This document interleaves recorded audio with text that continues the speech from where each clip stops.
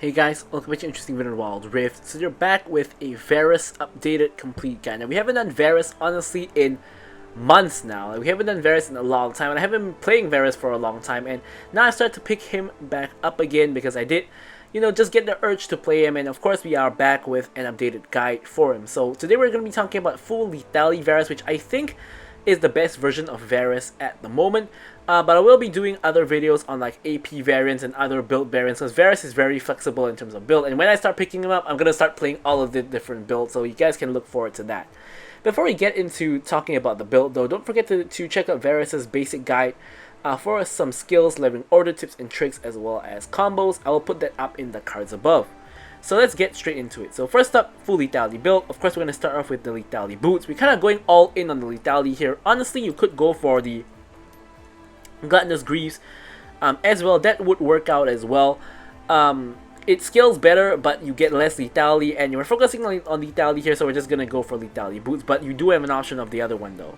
So now, Varus pretty much will always go first at an Essence Reaver. Now, Mana Immune sort of like fell off as an item because it takes too long to scale, so Essence Reaver is going to be the way to go for Varus. It helps out with your mana for one, and number two, of course, it makes your abilities stronger. So especially on your Q, it's going to enhance it by, 22.5% at base, and since we're not really going for crit items, or we are 1 over here, so it's going to be go to 25% when you complete the Maul Reminder. But yeah, so here we get the Essence Flare passive, ability haste, attack damage, all good stuff. The crit rate, nice, but we don't really care too much about that.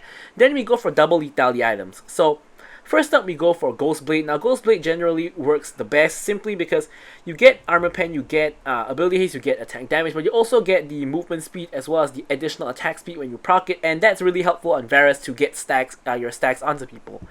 Then generally you go for Edge of Night. Now Edge of Night of course gives you a lot less armor pen, but you do get the extra health and the safety of the spell shield, which for Varus is really important because he doesn't have any mobility. So other than that, some other lethality items you can go for. You can technically go for the Collector, but Collector also of course increases the damage of your Essence Reaver. However, I personally don't think the Collector is very worth it because you get only like 10 lethality, and you do get a little bit more damage onto your Essence Reaver, but I really don't think it's worth. I think like, these two items are just better. And of course Edge of Night I think is better than Collector because safety is more important than damage. The other option you have is going to be Serpent's Fang. You can swap out either Edge of Night or Ghost Blade for Serpent's Fang if the enemy team has a lot of shielding. So you swap out Edge of Night if you don't really need the safety, otherwise you have to swap out Ghost Blade. So after which, you're going to go for a Maul Reminder now. You can also go for Sereldas, it is still pretty good, but honestly, nowadays the slow is not very useful on Varus anymore. And ever since Maul Reminder got changed to be both an Armor Pen as well as a Grievous Wounds item, it's simply just a better item than Sereldas now, because you get Armor Pen and you also get Grievous Wounds, which is really, really good. And finally, you top it off with a GA for the Revive. So for the runes, of course, Lethality, Burst build, you want to go for First Strike. You still auto attack, so Brutal is good. Giant Slayer is the best rune in this position, as we cover in basically every video. And here, attack speed is good because Varus can still auto attack, put down stacks, and burst people down that way as well. So here you can go for Bone Plating for the extra defensive capabilities, but another option you can actually go is for some Inspiration runes. So you can go for Mana Flow Ban because Varus has really bad mana problems, especially before you get the Essence Reaver. Or you could also go for Transcendence, which gives you a lot of ability haste. So all ways work as well. Personally, I just like the defensive capabilities. So for the spells, or actually before we get into the spells, one of the boot enchants I like to go for on Varus that I don't normally go for on a lot of other ADCs is actually the Proto Belt. So Proto Belt's only 500 gold, and it's really helpful in terms of getting Varus extra mobility. You can Proto Belt forward to ult someone, you can Proto Belt away to run away, and things like that. So for the spells, Flash of course, and Ghost is really good on Varus for the extra mobility, but you can also go for Exhaust in games that you need it. So with all that said, let's jump into the gameplay itself.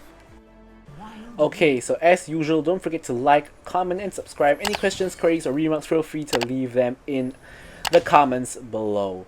So this, as you guys can see just from the video length, this is going to be a pretty quick one. Obviously, we have a little bit of FFing going on in the enemy team.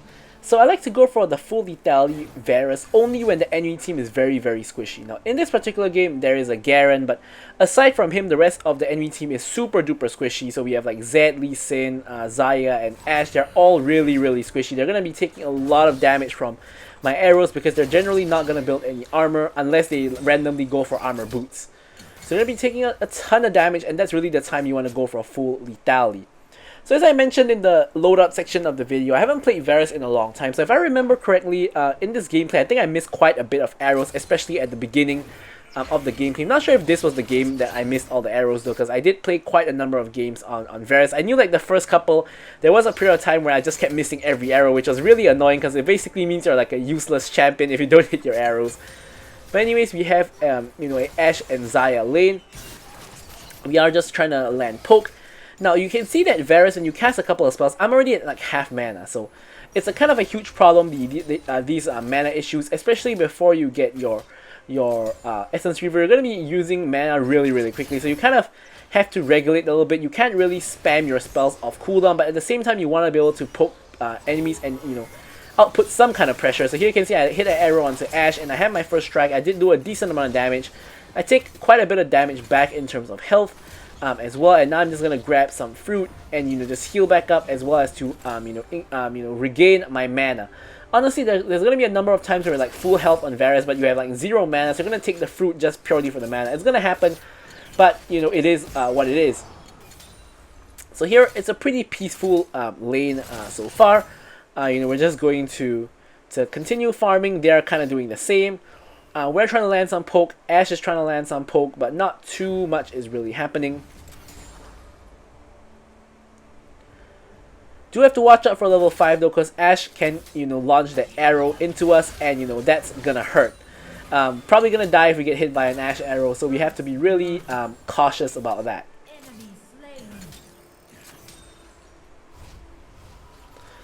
So now that we've pushed out the wave, we're gonna reset. Xayah has reset, but Ashe has not. And we're going to reset as well. We complete the lethality boots, and we have enough for additional longsword as well. We still have the glitch in the replay tool where, despite the fact that Xayah is placed on the 4th position on ADC, Zed shows up there instead. But you know, that's not too big of a deal. So here we get a really nice arrow onto the both of them. You know, 33 gold in the pocket from the first strike. Pretty nice. Of course, first strike in the earlier part of the game, it's not going to do too much damage, and it's also not going to give too much gold, but it's really a mid-game to late-game kind of rune. We get rooted here. We actually have our ulti, so we're kind of waiting for an opportunity. Now, I'm actually waiting for my Q to come back up, because there's no point to ulti someone if I don't have Q, because I can't burst them down anyways. So I'm waiting for an opportunity to really go in with the ulti. So here I spot Xayah, a little bit overextended. I'm looking for it. I flash ult. She goes into the ulti as well. I wait for her to come down. We land the arrow, but unfortunately, she's stuck on 1 HP, and the Nami bubble finishes the kill. However, still really well played by the two of us. We comboed the Xayah pretty much, not 100 to 0, but you know, she didn't even manage to heal, and she had the heal spell. So, you know, we did manage to do pretty well on that one. Now we're trying to build towards Essence Reaver, but the build path to Essence Reaver is a little bit awkward because you have to go for Caulfield's Warhammer into the cloak and then into the actual Essence Reaver. So the build path is kind of trash, but you don't really have a choice. Kind of one of the reasons why Essence Reaver is not a very strong item. Here we get hit by the Ashe ulti. Huge heal comes in from Nami, and we actually survive just because of the heal. I honestly thought I was dead there, but the Nami heal comes in clutch. I go in again with the burst damage from the Q, and we nearly actually kill the Ashe. Ashe is now just stuck on 1 HP, but we're really low as well, so we don't really want to do anything too risky. Nami's not just healing us up, and Nami healing is just insane. We're just, you know, gonna go ahead and farm the minions. Now we're in a pretty healthy state at this point. We're gonna control ward here, remove this enemy ward. She's gonna remove our ward too as well, most likely, at least eventually. So here we shove in another wave, level up to level 7, and we're going to head back home. No real point sticking around, you know, when the wave is shoved all the way in. We can't really do anything anyways. Might as well just back and pick up an extra cloak. You know, cloak's probably not going to make the difference in the fight, but, you know, we have an opportunity to just get a free reset. Anyway, we're not going to lose any minutes, not going to lose anything, so no point not resetting. So we go back, we get ourselves that cloak, head back to late, and we're not even going to lose a minion, as I mentioned. grab ourselves that minion. And the rest as well. Now both objectives have spawned. Lee Sin goes down to our Tryndamere, so our jungler did kill theirs, so we can have a free choice of what objective to go for. He's going for Herald, which is obviously the better objective, so here we can just chill and let's just continue to lane as our team picks up the Herald. Should be a free Herald. We might even see a fight at Dragon, if Lee Sin revives, goes straight to Dragon, and Tryndamere goes straight to Dragon as well. There could be a possible Dragon fight, so we have to be kind of ready for that. And in preparation of that, while Tryndamere is still doing the Rift Herald, I'm going to quickly back and grab myself the Essence Reaver so that if we end up fighting at Dragon, we are going to be stronger with a completed item. So Lee Sin is missing. We ward the Dragon. No one's actually at the Dragon, so we know they're not actually doing it. Tryndamere is using the Herald Recall. Lee Sin is now starting up the Dragon. We don't want him to get that Dragon. So here you can see Bran is already rotating. And we're quickly trying to shove out this wave. We get enough minions to get the shove in. Nami goes in with the wave. And I go in with the ulti onto the Zed to one-shot him. Now I'm taking quite a bit of damage. Exhaust goes down and I'm able to finish off the kill with the 3 stacks. I didn't quite mention this, but I actually went for Exhaust this game because I think that it's going to be really useful against the Zed as well as the Lee Sin. Honestly, even the Xayah if we're in close quarters. So either way, it's going to be really good. Tryndamere actually heralds in the bottom lane and allows us to get all the tower plates as well as the tower, so that was pretty nice. Does steal some of my minions though, despite the fact he gets less gold because he has smite. Anyways, no big deal. We are able to back and pick up some items. We are halfway towards our Youmuu's Ghost build already, and we are really fed. Mostly because of that tower situation, the fact that we got tower. We're actually like 6.5k gold, which is the most gold in the game as of now. So you can see now with Essence Reaver we can basically nearly one-shot an entire wave just with one arrow, because the Essence Reaver does increase our arrow damage by quite a bit. So here there's really not much to do, and here you can see we actually rotated mid while Bran went bot, which is the more ideal scenario when when ADCs break tower. Ideally they can go mid, so they're in a better spot to rotate to lanes, but sometimes the mid laner just doesn't want to give up their position, which is going to make the situation a little bit wonky. So here we are actually able to go for some tower plates. We are actually able to get one just before the plates fall. And now Xayah's coming in for a very, very weird flank. Ults as well, and uses basically both Ashe and Xayah both use ult. I still have my ult. Nami did use hers, so I'm trying to look for a catch with my ulti here because we do have the ult advantage. I try to catch them here, but unfortunately I whiffed the ult, so it ends up no one actually has ult at this point. So it's just kind of all scuffed. Everybody basically just missed everything on both teams.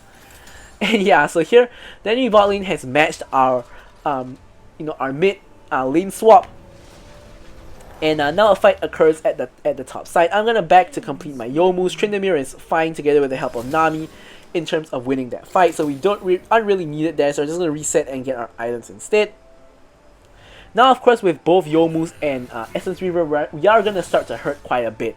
So if we land our arrows onto the enemy champions, they will be taking quite a chunk of damage. Let's see if we can, land an arrow on someone and kind of see how much damage we actually do. Of course, we're going to be fishing for, landing that beautiful arrow if we can.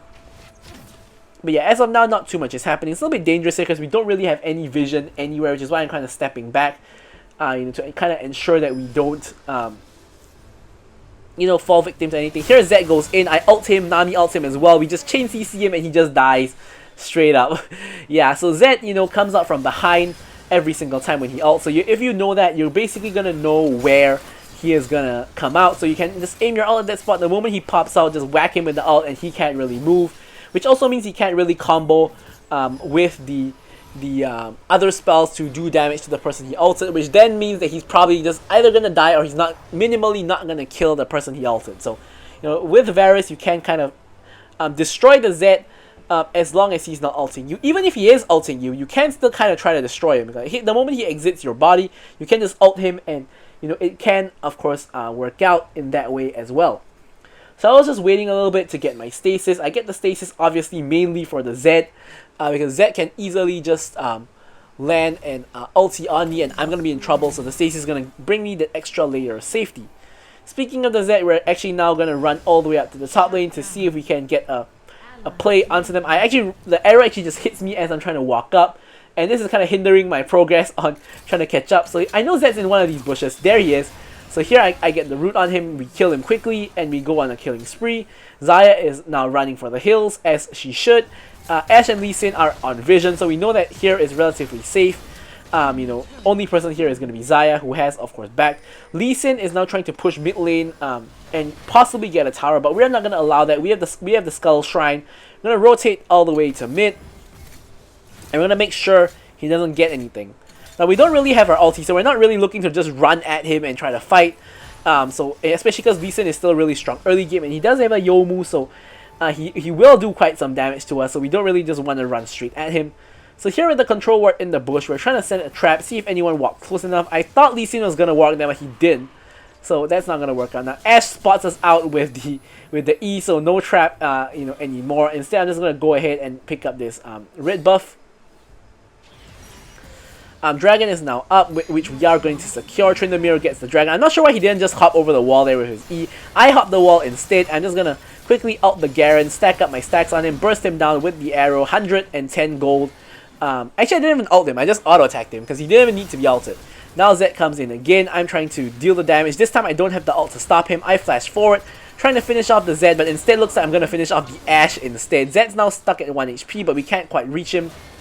So we're just going to cancel the arrow, and we're just going to hit over to mid to go ahead, push in the wave, and to get the tower.